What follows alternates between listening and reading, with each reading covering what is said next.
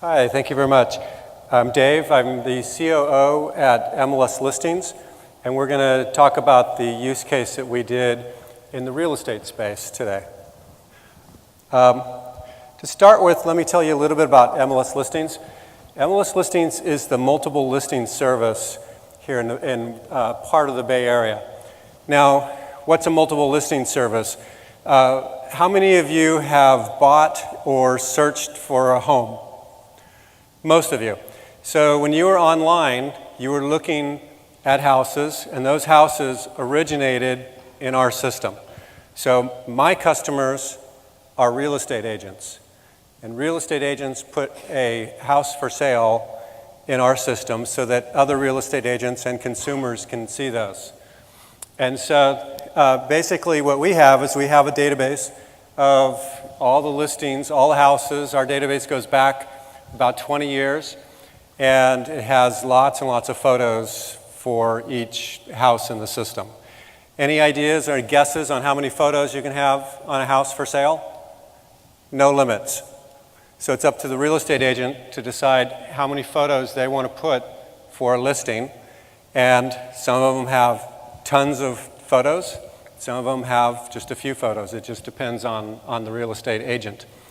And so basically what we did for this use case is we said, how can we do something different for the consumer?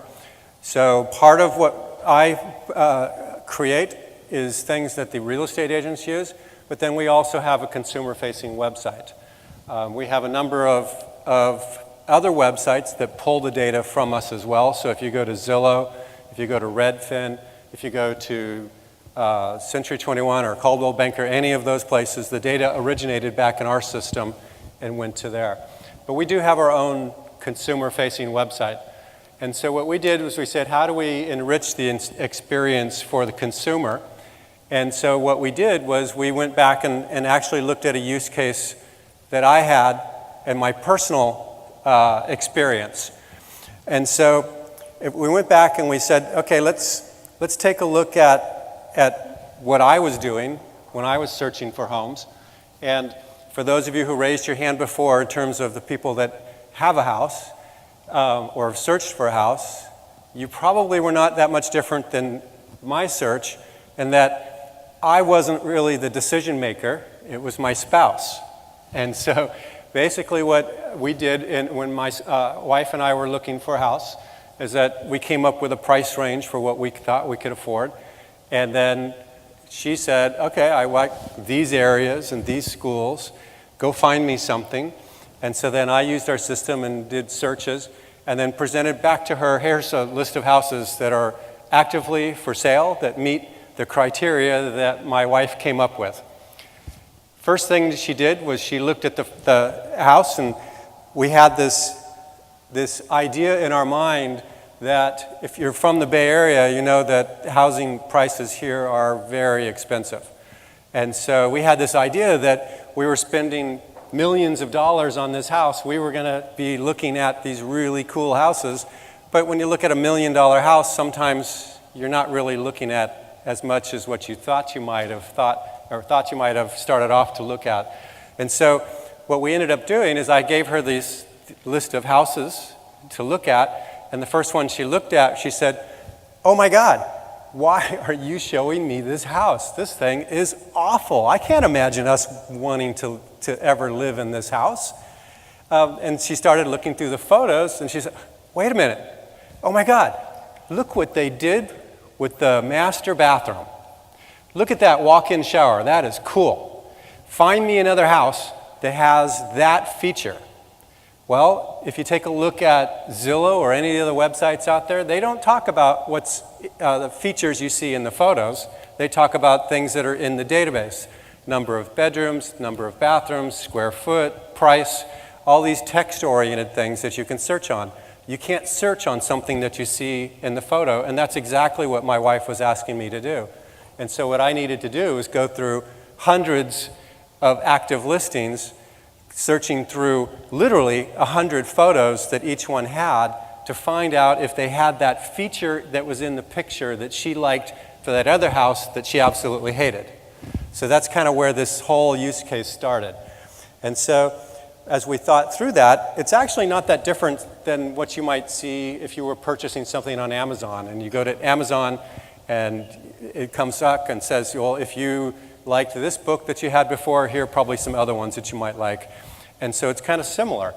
And so that the idea would be that if you liked this house, then maybe you might want to look at these other ones too. And that's kind of where this whole use case started, was from my wife saying, oh my God, why are you showing me that house? Oh, here's a cool feature that we have. So that in essence is really where this use case came from. It's really kind of going back and saying, you've done a detailed property search, so you start off on the website and you start off looking at that grand view of things.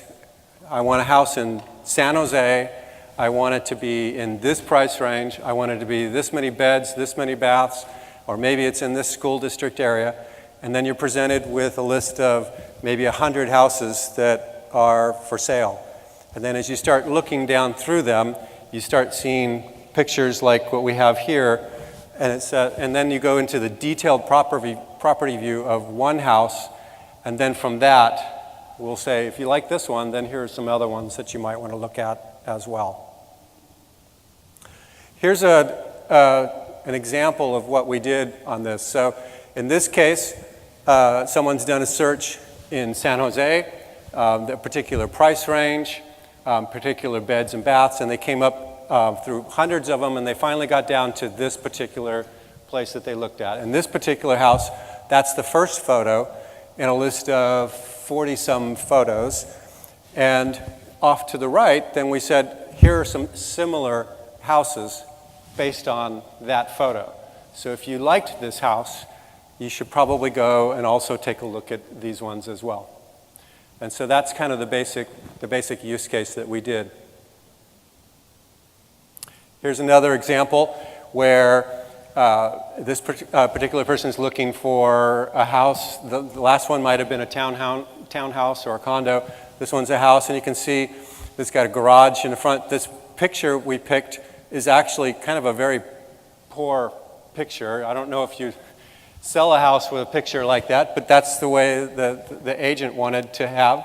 And you can see that they actually only had about 5 or 6 photos there in that carousel for that house that was for sale. But based on that photo, if that was the photo that you actually liked, then here are some other ones that are similar, and you can see that they kind of have a prominent garage in front of those.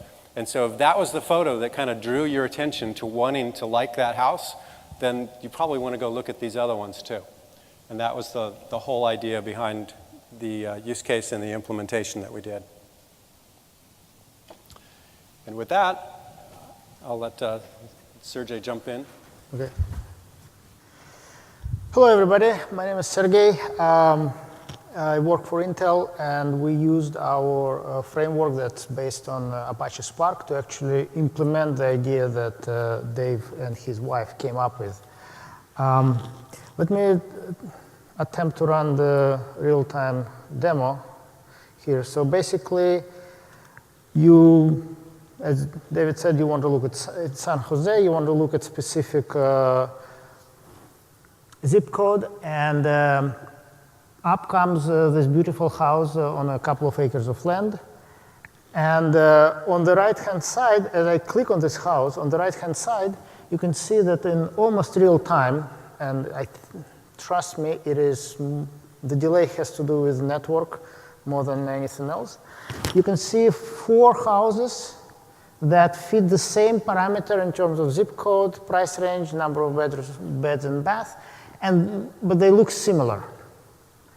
And that's how we implemented this user interface, so that as soon as a user expresses a preference for specific house, specific property, like this is an example of a different one, immediately on the right-hand side, a ribbon appears with similar houses. By the way, guys, I'm going to deviate from normal Q&A protocol. If you have a question, interrupt me and ask. I don't care. If something is unclear, I'd rather address it right away. Any questions so far? Okay, so we're done with the business use case. Let's get down to actually figuring out how it's implemented. Fairly simple. Left-hand side, the property detailed web page. It goes through a couple of standard real estate approved APIs that MLS listings developed. Goes through this brown box called machine learning process, and out comes a ranked list of houses. We lop off top 10, and we display it on the right-hand side. So, what's the machine learning component here? We do both training and inference. Training is actually done in two phases, and it is training that's done very infrequently. Basically, we trained two things. We took a VGG model, and we did transfer learning on the VGG model to extract, to train it on the house images. Standard VGG model that you grab from the web is usually trained on ImageNet or ImageNet database that does not have house features, so we need to retrain it. In addition, we took Inception V4 model and we ran a different learning algorithm on it, where we classified the houses in terms of number of stories and in terms of style of the house. In real estate industry, there are about 200 different predefined house styles: traditional, contemporary, modern, Mediterranean, ranch, and so on and so forth, about 200 total.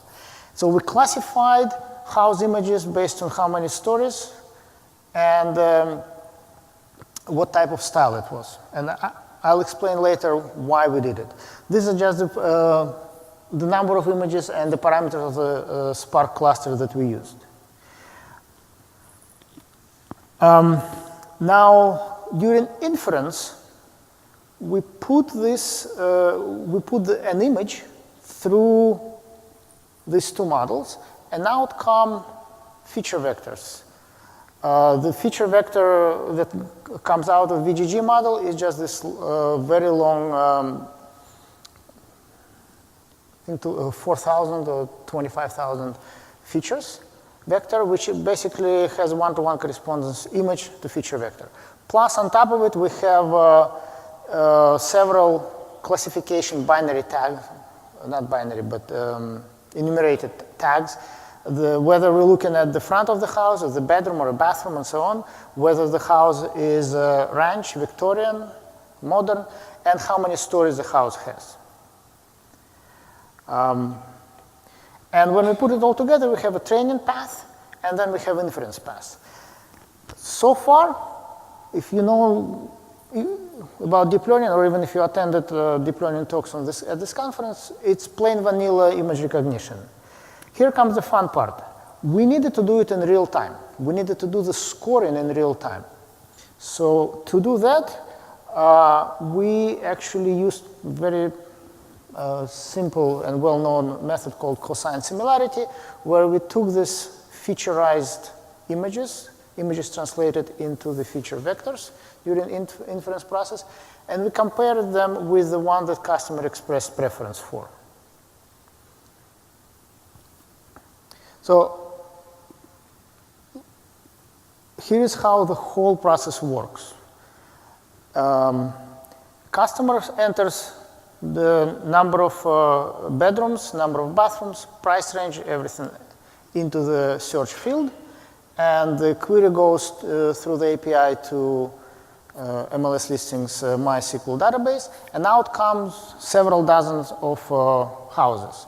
As soon as we get the several dozens of houses, immediately under the hood, we push all the images in these houses, we push them through the inference process, and out come the feature vectors. So now we're ready.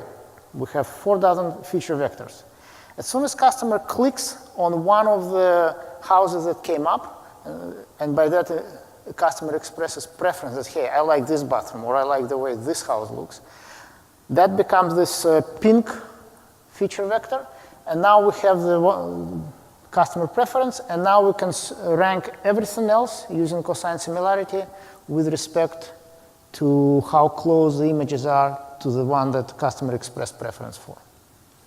Any questions? Yes, please. So how many is being ranked then? How many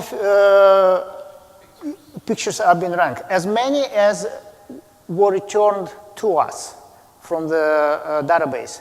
So it could be it could be 1, it could be 2, it could be 100, depending on what you look, depending on the initial parametric input that customer put in. I mean, if you look for a house in San Francisco for $100,000, 3-bedroom, you'll get nothing, right? But if you enter a more reasonable search parameters, you'll get several dozens, maybe 100. And however many entries were returned back to us by the initial SQL parametric search, that many we push through the inference process. So, and how long is the initial inference process like? You saw when I was doing it, it's, on a good network, it's sub-second. Usually in reality, by the time user kind of wobbles the mouse and clicks on something that he likes, we're done with all the inference. Any other questions? Just a salient detail here. The cosine similarity measure here is weighted, meaning we actually do several cosine similarities. We do cosine similarity on this huge 4,000 feature vector, plus we do cosine similarity on the enumerated tags of style, house, stories, and what kind of image it is. And then we do weighted sum of them. That's our ranking. Yes, please. So for your listing images, the examples you have always focus on very first snapshot of the home. The question is, are the listing images always focus on the first snapshot of the home? The answer is not necessarily. For this POC, we just stuck with the first image. But by default, the first image that comes up is always the front of the house. We do have a capability of looking at all other images behind it.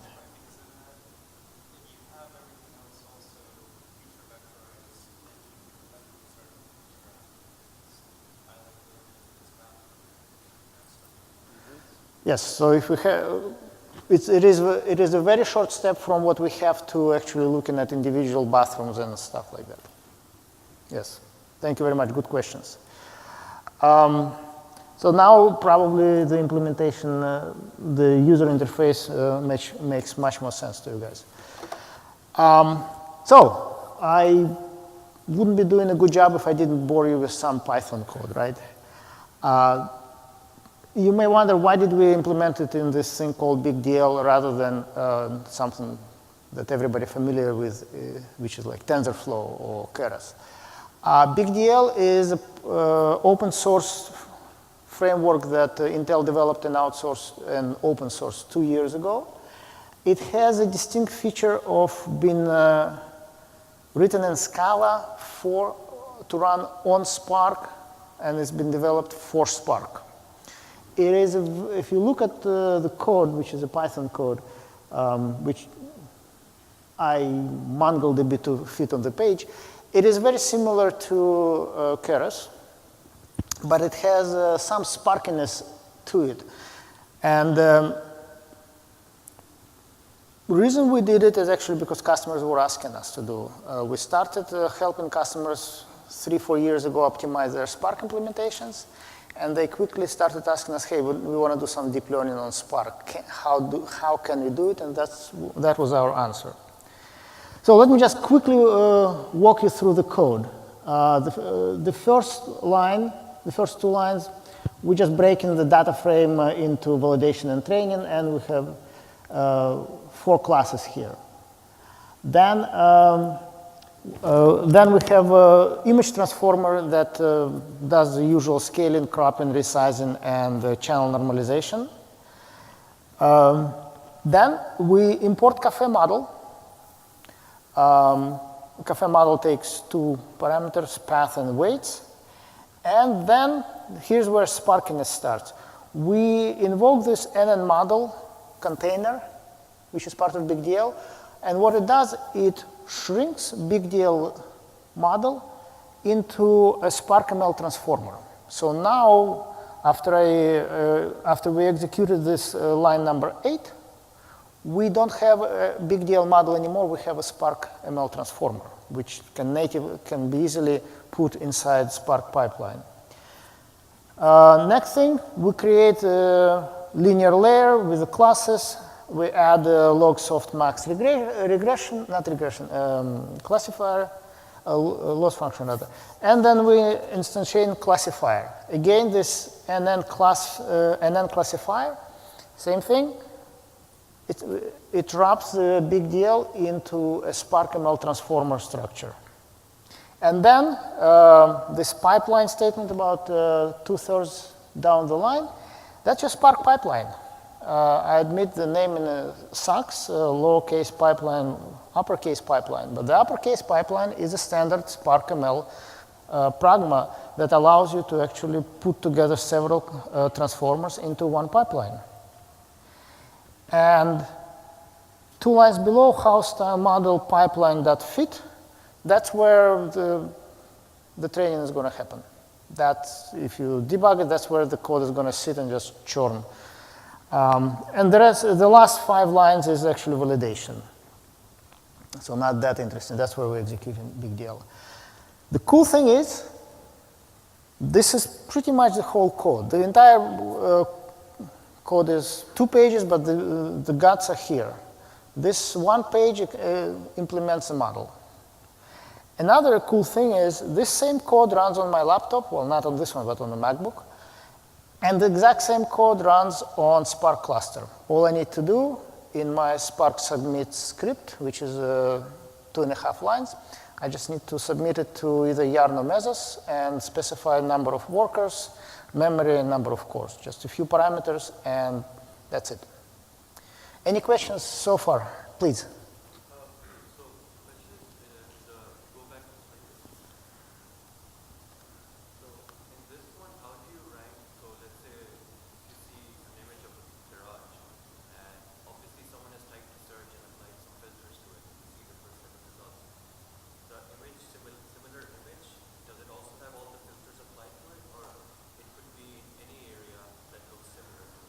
Right, so the question was, if somebody sees this, the picture that David didn't like, so this ugly picture of a house with cars with a garage that's never going to sell. When we get the search results on the right, are the same filters being applied? The answer is yes. And the way it's done is because, remember, it's essentially 2-stage search. First, we filter all the 100,000 entries in Dave's database down to a few dozens that fit the basic criteria. And then we put just this few dozen that fit the basic criteria through the image recognition to do the visual ranking. So if there's nothing available in that limited set, but there's something available in the larger set, would you recommend that? We could, we didn't implement it. Yes, potentially. We talked about it like, hey, maybe we enlarge the geographic area, kind of saying, well, you know what, here there are nothing that you'd like, but maybe 2 miles down the road there is something. Possible, we just haven't done it. Any other questions? Yes, please. For questions, can people please come up to the microphones? If you have a question, please come up to the microphone so the recording can get your question. Given some of the subjectivity around some of these images, how do you measure accuracy? We don't. Because it's all very subjective. We don't measure accuracy. Sometimes you can see that some houses look more like the one that you clicked, and others do not necessarily look exactly like it is, but it's close enough. Yeah, I gotta tell you, it was a fun project because we had extreme luck to work with a nicely curated data set. Dave has a team of data engineers whose job it is to make sure that the data is clean, correct, and standardized. Plus, it was like, oh yeah, looks good enough. There was no like specific numeric accuracy, precision recall targets that we needed to hit. Perfect project. Any other questions? No? Okay. So, yes, please. So in your vector, I think it's a mixture of the image features and the explicit home attributes. Yes. How much importance is attributed to the image feature? Like how much are they responsible for the matches versus the... Since it's a weighted cosine, much more weight was applied to the explicit enumerated attributes. Basically, if the user clicked on a house that was 2-story, but half of the houses that came back from initial search were 1-story, none of the 1-story houses would show up on the right-hand side. So I think it was, we split it like 95 versus, or 90-10, or something like that weight-wise. And we played around with it and we adjusted until we liked the results. Okay, so just a few more words about BigDL. Sorry, obligatory marketing pitch, but it's really, really good. BigDL, why would you want to use it? Why not use TensorFlow? A very fair question. You want to use BigDL because it gives you the same features as TensorFlow does. Furthermore, it can import and export models from TensorFlow, Caffe, and Torch. So if you have your favorite TensorFlow model, you can just export it, play with it, and then use it. But it has one tremendous advantage over all other frameworks, that it runs in the distributed fashion right off the bat. You do not need to do anything because you take advantage of all the distributed goodness of Spark. So you do not need to worry about how do I partition my data among multiple nodes and so on and so forth. And it runs on CPUs, so for enterprise customers, it's very important. They don't need to stand up heterogeneous clusters of CPUs and GPUs. Yes, as I said, we're interop, import, export all the major models. In fact, very often our customers, first thing they do, they say, we have this great TensorFlow model. It runs very slow, even on GPUs. Can we import it and run it on a cluster just to get the big training? And yes, that's exactly one of the very first use cases that any customer does. They take their TensorFlow model, they import it in BigDL, and off the bat, they run it in a distributed fashion if they have access to Spark cluster, or they can do it they can get cluster on AWS, Google, or GCP, or Azure. That's what they do. And then they can export the model. Visualization, TensorBoard support, and big thing for our network in 2018, we call it Analytics Zoo, reference designs, models, adding high-level interfaces so it's easier to use, and customers have implementations that are ready to go right off the bat. I think I'm done.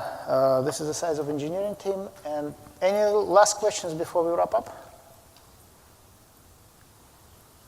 No? Oh, yes, please, go ahead. So basically, the main advantage of BigDL is that you can use TensorFlow models within BigDL, or you can also train like tensors within BigDL or not. Yes, but the biggest advantage of BigDL is it runs on Spark natively. There is nothing you need to do to distribute your deep learning on multiple machines. If you go to conference, like even go to Strata, half the talks are about how do we distribute deep learning on multiple machines. Here, you don't need to do anything. That is a big advantage of it. Yes, another question? All right, let's give our speakers a big hand. Okay.